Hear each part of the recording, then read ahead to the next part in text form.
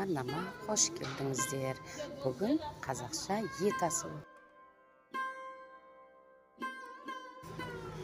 Етимизди кайнатып, жайып отто кайнатып, алгачкы көбүктерин жакшылап алып тастайбыз, тазартып, етке, сорпага таркап кетпеш үчүн.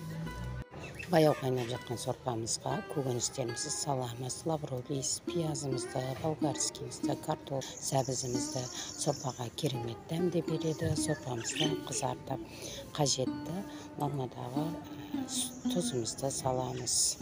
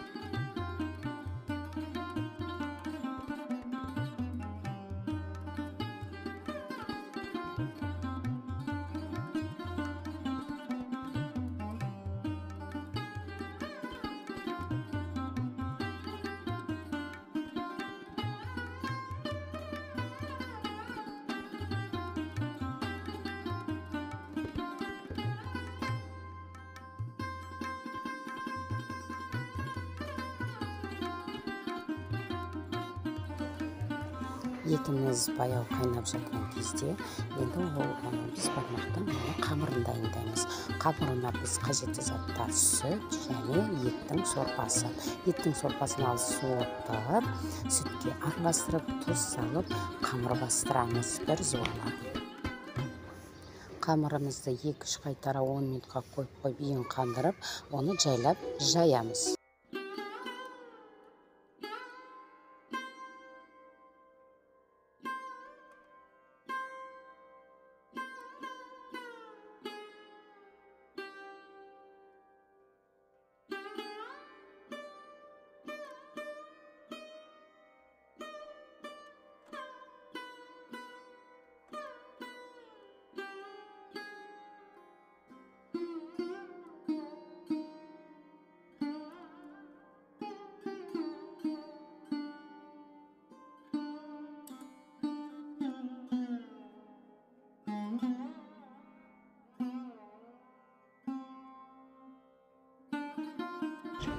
Etimiz kaynamını kanımızda жайып біркелке етіп, қалың да емес, жұқа да емес, орташа етіп жайып, 4 бұрыштай етіп кесіп аламыз. Енді қамыр бетіне салатын тұздығымызды дайындаймыз. Шамалы ғана 30 мг сұйық май құйып, туралған пиязымызды, қызанақ, тәтті бұрышымызды салып қуырып, қызартып, одан кейін майлы сорпаның бетін құямыз 2 ожаудай.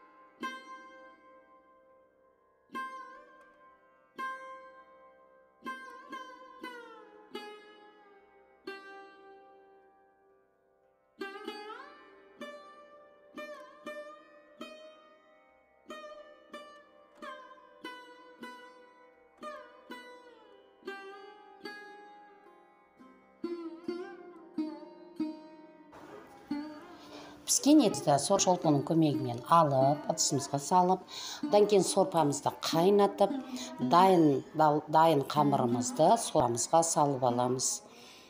Бір қайнатып, көбігін тарқатып ожаумен, шолпы көмегімен аламыз. Мінекей, біздің бешбармағымыз осылай дайын болады.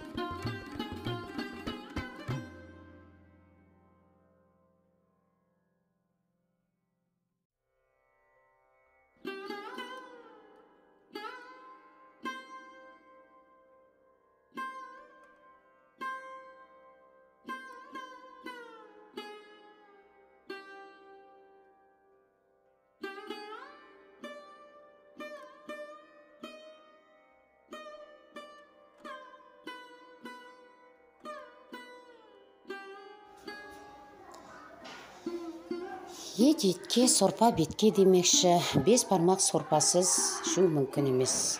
Сорпамызды алып, суытын қыратып, бал қаймақты айранымызды қосамыз. Бір орта кесе сорпаға 3 қасық бал айранымызды қосуға болады. Дәмі өте дәмді.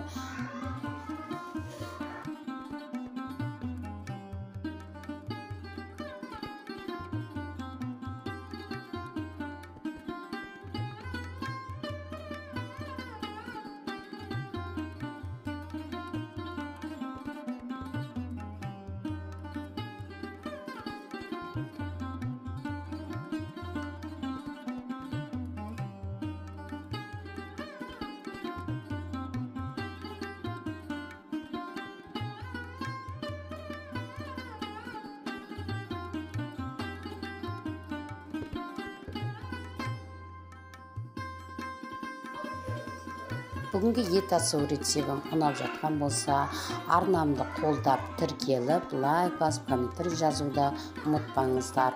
Ас болсын. Сіздерге үлкен рахмет.